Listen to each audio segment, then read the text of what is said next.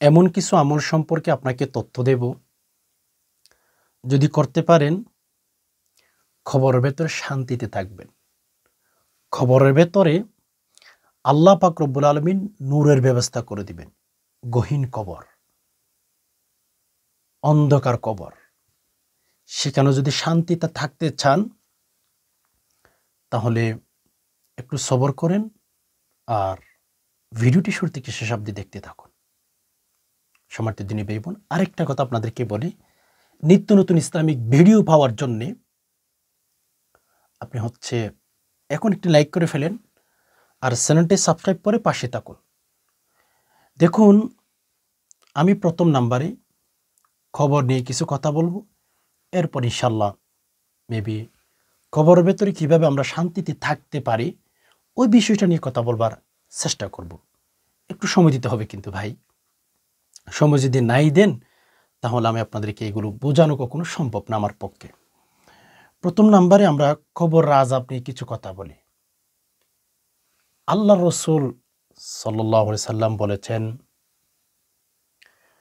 কবরের ভেতরে যখন কোনো মানুষকে রাখা হয় 3টি প্রশ্ন করা হবে। কয়টি? 3টি প্রশ্ন করা হবে। মার রব্বুকা, মান নাবিয়্যুকা, মান দীনুকা। আল্লাহ রসুল সাল্লাল্লাহু আলাইহি সাল্লাম সাফ জানিয়ে দিয়েছেন, রে মানুষ, কবরের ভেতরে এমনিতে যাওয়ার চেষ্টা করবা না। কবরের ভেতরে এমনিতে যাওয়ার চেষ্টা করবা না। কবর ভয়ানক একটি স্থান।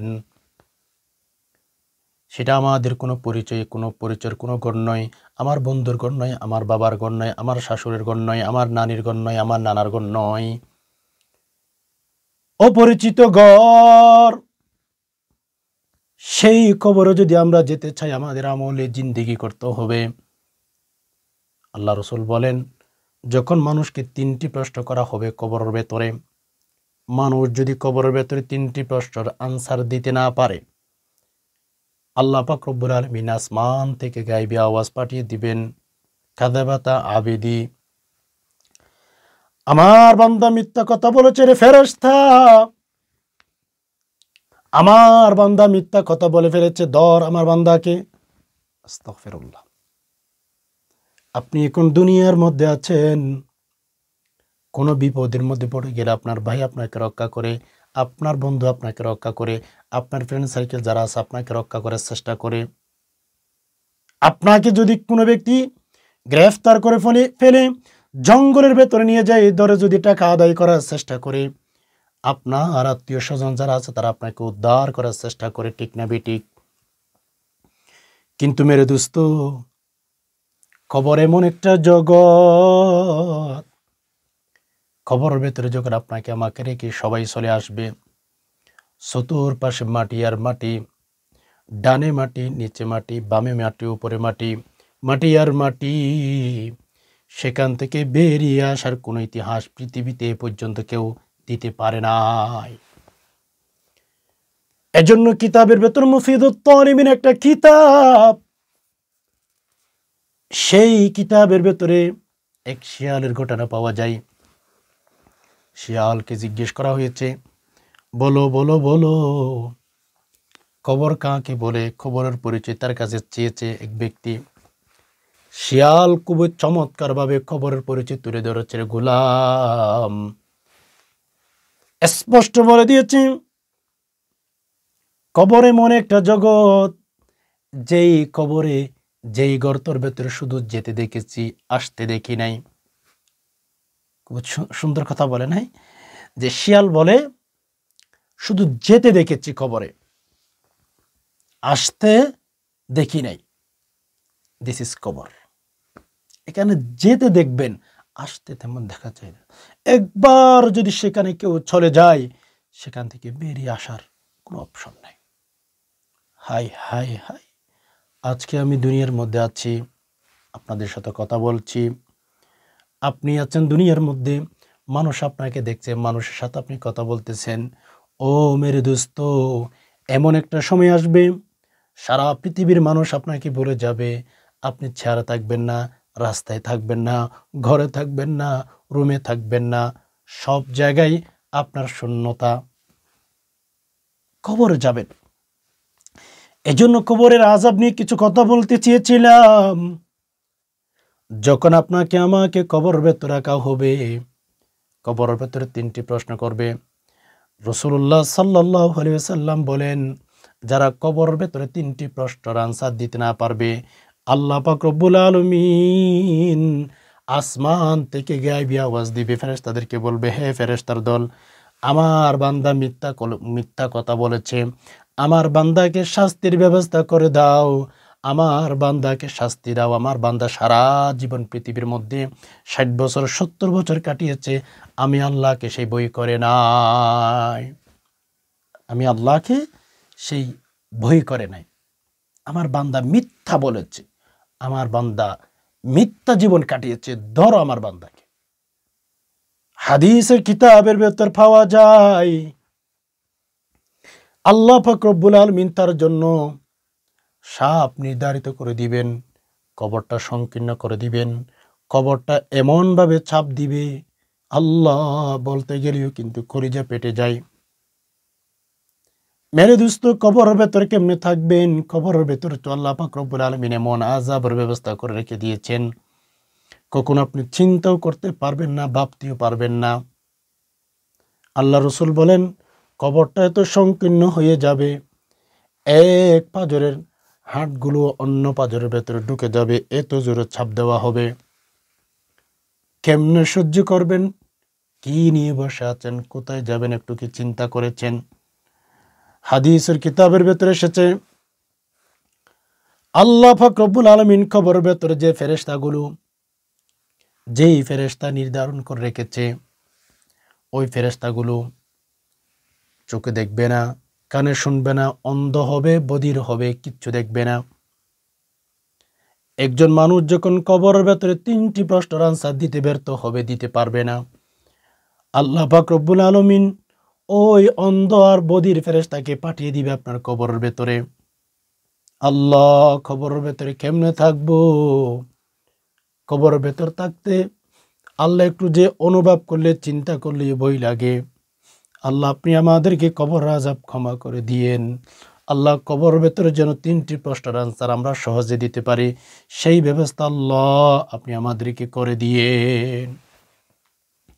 যখন 3টি প্রশ্নের আনসার দিতে ব্যর্থ হবে, ফেরেশতা পাঠিয়ে দিবে। ফেরেশতাগুলো চোখে দেখবে না, কানে শুনবে না, বধির অন্ধ থাকবে।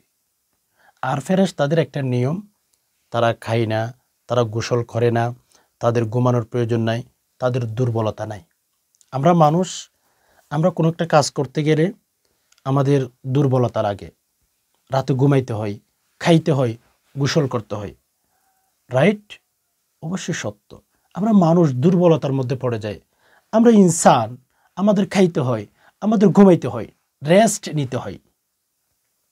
মেরে দোস্ত, কবরের ভেতরে যে ফেরেশতাগুলো আল্লাহ পাক নির্ধারণ করবেন, ওগুলো তো ফেরেশতা, এদের ঘুমানোর কোনো প্রয়োজন নাই, এদের খাওয়ার কোনো প্রয়োজন নাই, এদের রেস্ট নেওয়ার কোনো প্রয়োজন নাই। অর্থাৎ এই কথাগুলো এজন্য বলছি, যদি কবরের ভেতরে আমল ছাড়াই চলে যান, 3টি প্রশ্নের আনসার দিতে না পারেন, তাহলে আপনাকে আযাব দেওয়া শুরু করবে, এমনকি কিয়ামতের ফজর পর্যন্ত আপনাকে শাস্তি দিবে। একটা সেকেন্ড, একটা মিনিট, একটা দিন, একটা সপ্তাহ, ও মেরে দোস্ত, ওই ফেরেশতাগুলো রেস্ট নিবে না, আপনাকে 1 সেকেন্ডের জন্য কিন্তু আরাম করার ব্যবস্থা করে দিবে না। নাউযুবিল্লাহ। হে নবীর উম্মতের দল, কি নিয়ে পড়ে আছেন? কোথায় থাকছেন? একটু কি চিন্তা করেছেন? একটু কি ভেবে দেখেছেন? আপনার জন্য কবর যেহেতু নির্ধারিত, কবরে যেহেতু না গিয়ে পারবেন না, কবরে যেতেই হবে। একটু চিন্তা করেন, ওই ফেরেশতাগুলো আপনাকে আমাকে, জাহান্নামী মানুষগুলোকে কবর ভেতরে আযাব দিতে থাকবে। 1 সেকেন্ড, 1 মিনিট, 1 ঘন্টা আপনি রেস্ট নিতে পারবেন না। যতদিন কবর ভেতরে থাকবেন, ওই কবর ভেতরে আপনাকে কিন্তু আযাব দিতেই থাকবে। নাউযুবিল্লাহ। আপনি ভাববেন যখন কবর থেকে আপনাকে তোলা হবে, আমাকে তোলা হবে, আপনি চিন্তা করতেছেন আপনাকে শান্তি দিবেন না, তখন কিন্তু আরো আযাব। আপনার হাসর নসর আছে, আপনার হিসাব আছে, আপনার অনেক কিছু আছে, মিজান দাঁড়িপাল্লা আছে, ফুলসিরাত অতিক্রম করতে হবে, আল্লাহ পাক রব্বুল আলামিনের সামনে 50,000 বছর দাঁড়িয়ে থাকতে হবে। ও মেরে দোস্ত, এগুলো এমনিতেই আপনি কান দিয়ে শুনতেছেন, এক কান দিয়ে শুনতেছেন, অন্য কান দিয়ে আপনি বের করে দিতেছেন, এগুলো কল্পনার বাহিরে। আল্লাহ রসুল সাল্লাল্লাহু আলাইহি ওয়াসাল্লাম যখন এই কথাগুলো সাহাবীদেরকে বলতেন, মেরে দোস্ত, সাহাবে একরাম কান্না কান্না কান্না।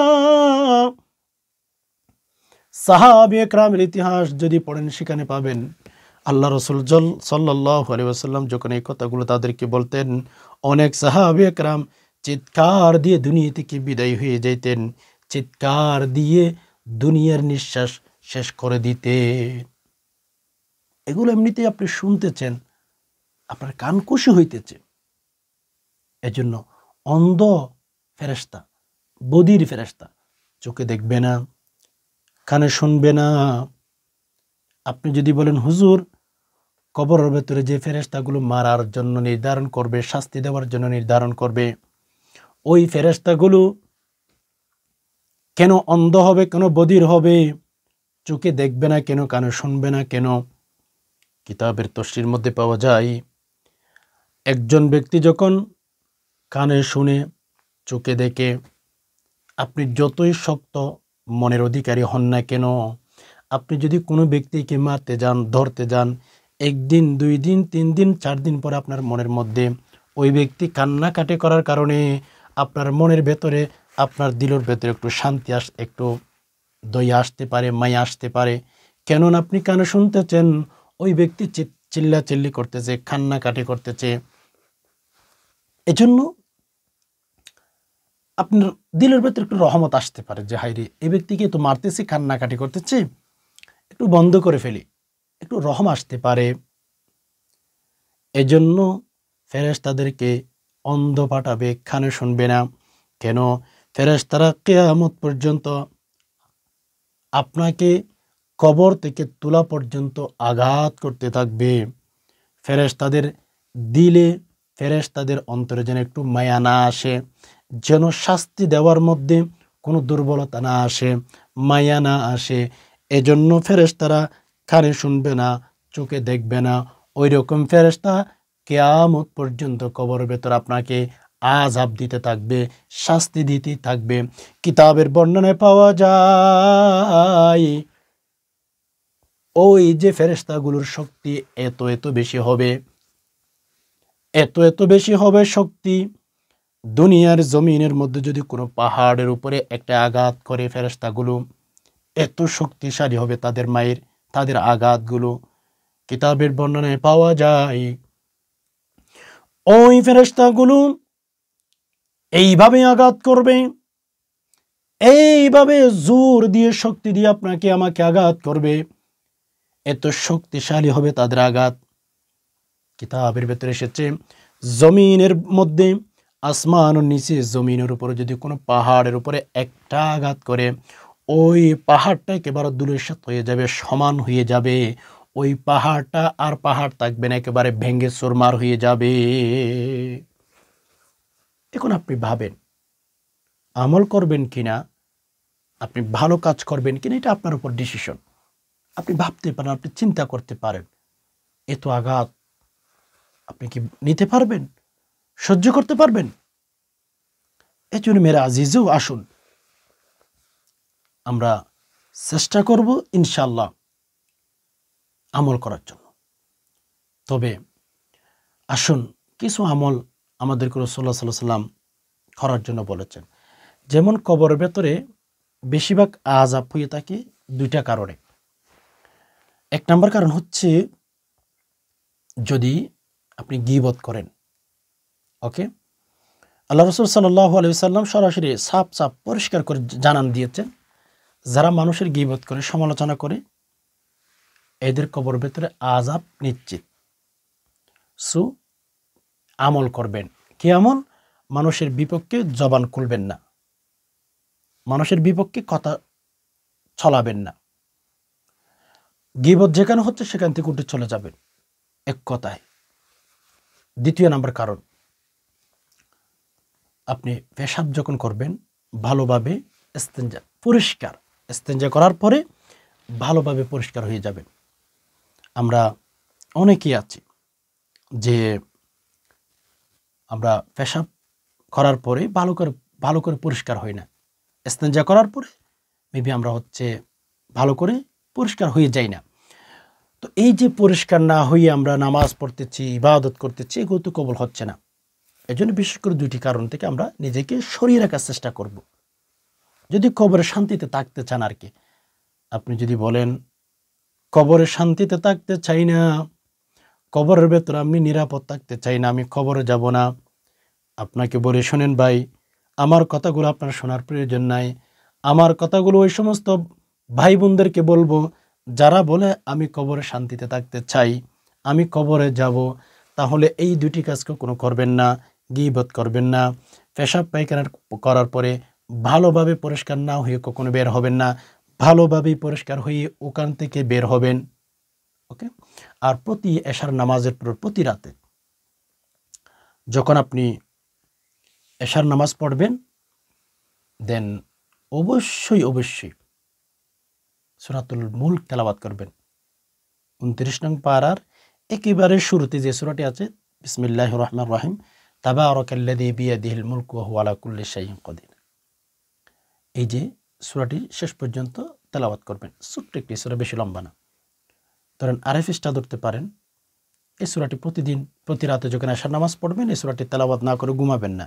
নিজের সাথে একটু চুক্তি করবেন ভাই, পারবেন ইনশাআল্লাহ।